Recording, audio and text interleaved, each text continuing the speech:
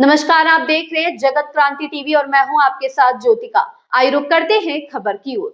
जनगण मन और वंदे मातरम बराबर नहीं, केंद्र के फैसले पर ओवैसी बोले, संविधान भारत के लोगों से शुरू होता है। एआईएमआईएम प्रमुख ओवैसी ने केंद्र सरकार के उस फैसले का विरोध किया है जिसमें वंदे मातरम को जनगण मन के समान कानूनी संरक्षण देने का प्रस्ताव मंजूर किया गया है। ओवैसी ने कहा कि राष्ट्र किसी देवी देवता के नाम पर नहीं चलता और वंदे मातरम को राष्ट्रगान के बराबर नहीं रखा जा सकता। एआईएमआईएम प्रमुख असदुद्दीन ओवैसी ने केंद्र सरकार के उस फैसले पर आपत्ति जताई है जिसमें वंदे मातरम को राष्ट्रीय गान जनगण मन के समान वैधानिक संरक्षण देने का प्रस्ताव मंजूर किया गया है। उन्होंने कहा कि वंदे मातरम को राष्ट्रगान के बराबर नहीं माना जा सकता क्योंकि यह एक देवी की स्तुति है। ओवैसी ने गुरुवार को सोशल मीडिया मंच एक्स पर लिखा कि जनगण मन भारत और उसके लोगों का उत्सव मनाता है, किसी विशेष धर्म का नहीं। धर्म राष्ट्र नहीं होता। उन्होंने यह भी कहा कि वंदे मातरम लिखने वाले बंकिम चंद्र चट्टोपाध्याय ब्रिटिश शासन के प्रति सहानुभूति रखते थे और मुसलमानों के प्रति नकारात्मक सोच रखते थे। ओवैसी ने दावा किया कि नेताजी बोस, गांधी, नेहरू और टैगोर ने भी इसे राष्ट्रगान के रूप में स्वीकार नहीं किया था।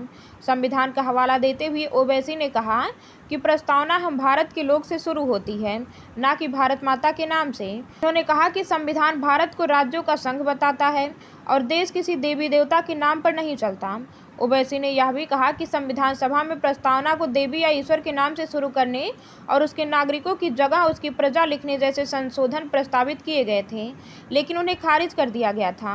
उन्होंने कहा कि भारत यानी भारत के लोग, राष्ट्र कोई देवी नहीं है और यह किसी एक देवी देवता का नहीं है।